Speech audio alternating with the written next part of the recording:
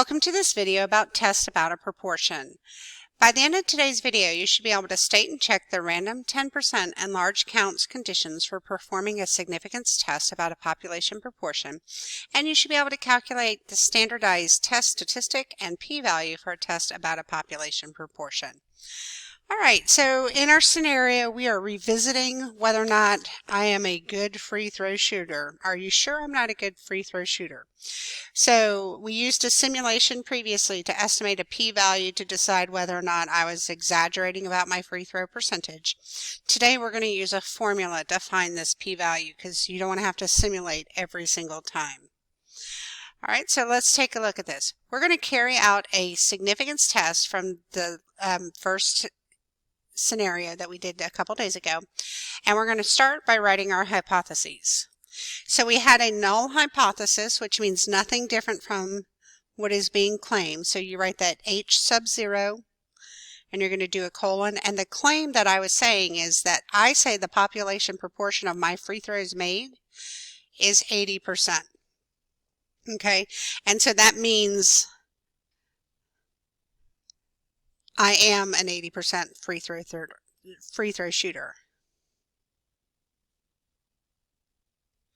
I'm going to use FT for free throw. Okay, so that's what I'm claiming. The alternative is when I actually did some free throws for you, we had a amount that was less than 80%. I got 64%. Depending on which one I talked about. And so let's see here, yes, I got 64%.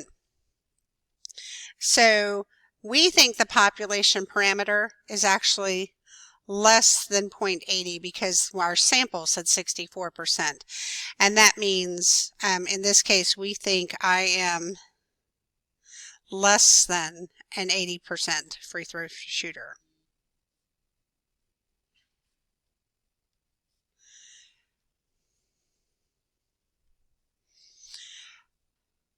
All right. Now, so each class, when I did this in class, each class found a different p-value because the dot plots were different. You can't have different answers all the time depending on a scenario. So what we're going to do is we're going to figure this out in a standard way so everybody gets the same answer and we're able to make some decisions.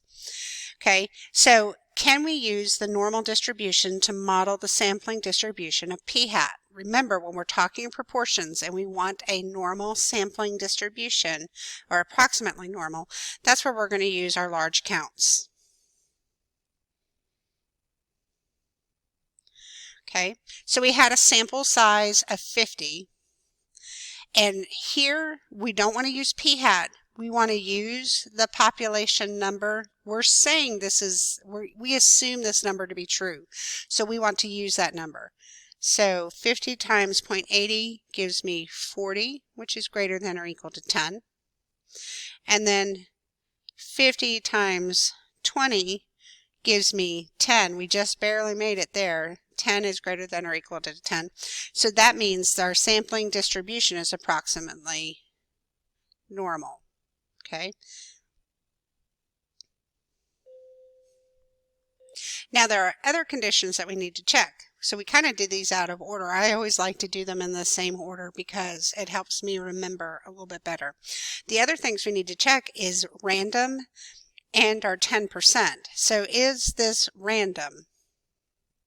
It doesn't say this is a random selection of my free throws. So what we're going to say is we're going to just write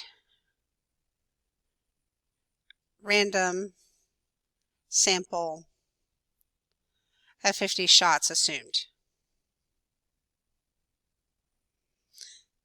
Okay, so we're assuming it. We're telling the reader that it doesn't say random, and we get that it doesn't say random. We're going to assume that it is random. The other portion is our 10% rule that we have to check. And I took 50 shots, and 50 is going to be less than 1/10 of all of my free throw shots.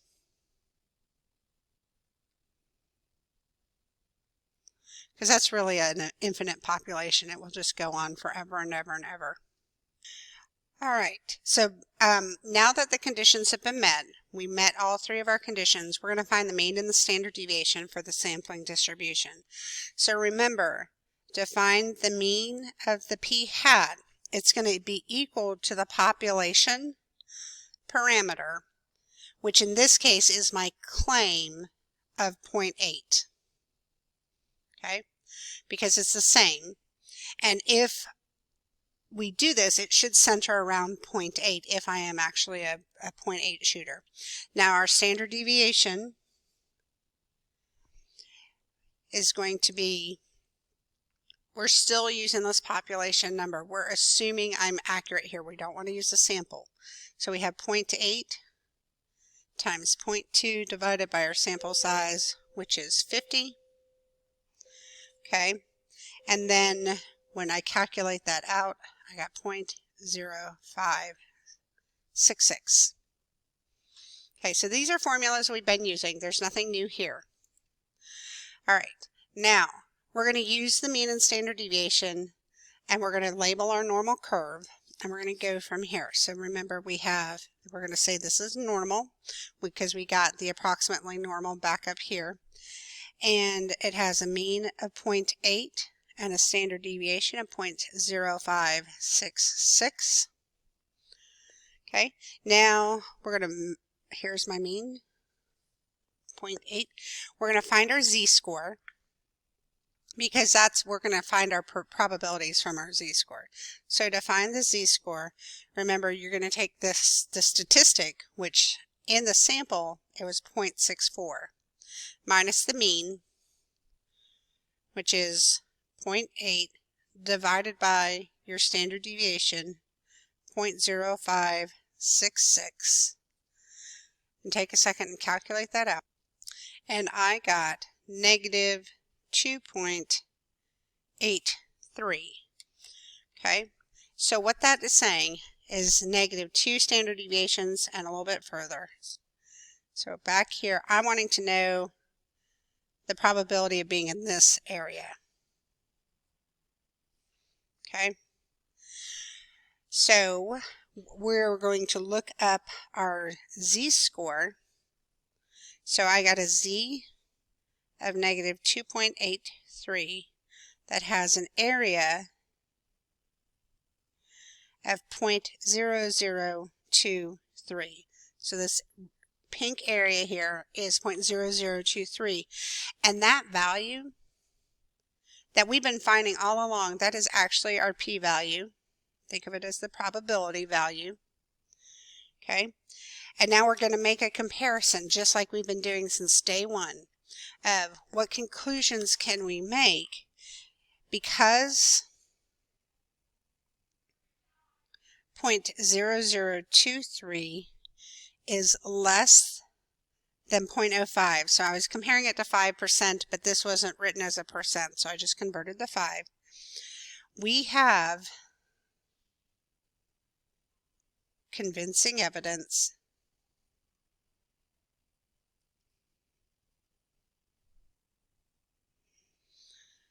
that I am less than an 80% free throw shooter. Okay, so again, because our area is less, our probability is less than 0.05 or 5%, we have convincing evidence that I am less than an 80% free throw shooter. So what does that mean? If we come back up here, we had a claim that I'm an 80% free throw shooter. We think it's less than that. Now we have some evidence that suggests this. So what we do is we got to talk about what does that mean for our null hypothesis. That means I am going to, because we had evidence that suggested this is less than the 5%, we're going to end up rejecting the null hypothesis because there's evidence for the alternative. Okay, let's go ahead and flip this over and take a look at the back. There's two big things, and one is going to be bigger than the other. So we're going to look at the conditions and then your standardized test statistic, which is the z-score and the p-value. Okay, so for conditions, remember you want to check your random, and you're going to say random sample of whatever, or random assumed. Okay, and then we do that, remember, so we can generalize to the population. Without a random assignment here, we don't get to randomize. We don't get to generalize. Okay, then we have our 10% condition. And that's where, remember, your sample size has to be less than or equal to 1/10 of the population. And that's so because we are sampling without replacement. And that's just meaning they are independent. They're still considered independent even though we're sampling without replacement. And then our last one that we always got to check, for proportions, it's large counts. Okay, and that's your n times p has to be greater than or equal to 10, and n times 1 minus p has to be greater than or equal to 10. And that's so your sampling distribution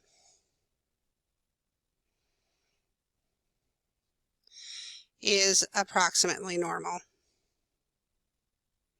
And so we can use a z-score. Okay, and then to run all of this, you're going to want to draw your picture.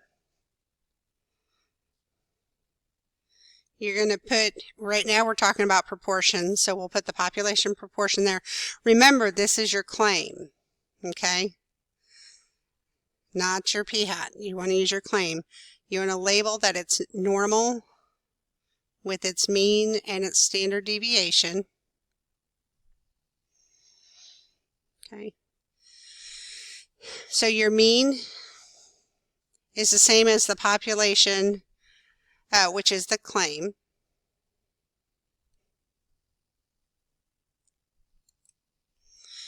Your standard deviation,